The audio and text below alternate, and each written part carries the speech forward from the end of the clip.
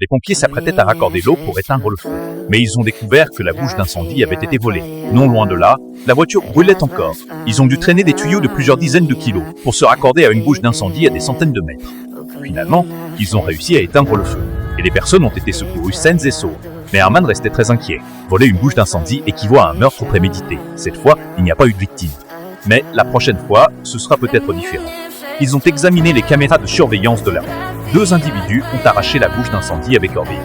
Puis l'ont chargé dans la voiture. Aucun des deux n'a montré son visage. La plaque d'immatriculation était intentionnellement cachée. Mais Herman n'était pas du tout pressé. Il savait que la bouche d'incendie avait été vendue à une casse. Ils se sont rendus à la case du quartier pour chercher des indices. Mais le patron, en apprenant leur intention, a nié catégoriquement avoir recelé des bouches d'incendie. Il a insisté que c'était illégal et qu'il ne ferait jamais ça, malgré ses affirmations. Herman savait très bien, ces gens feraient n'importe quoi pour de l'argent, pour trouver l'acheteur derrière tout ça. Il a emprunté une vieille bouche d'incendie au service équipement et y a installé un traceur. Il l'a placée dans la zone où les vols étaient les plus fréquents. Une nuit plus tard, la bouche d'incendie avait disparu. L'adresse indiquée par le traceur, c'était exactement la case qu'ils avaient visitée. Cette fois, Herman a directement appelé la police. Ils ont trouvé de nombreuses bouches d'incendie dans la casse. Mais le patron a prétendu avoir des documents de mise au rebut. Herman a directement sorti de la bouche d'incendie le traceur qu'ils avaient placé. Le patron de la casse est resté bouche bée.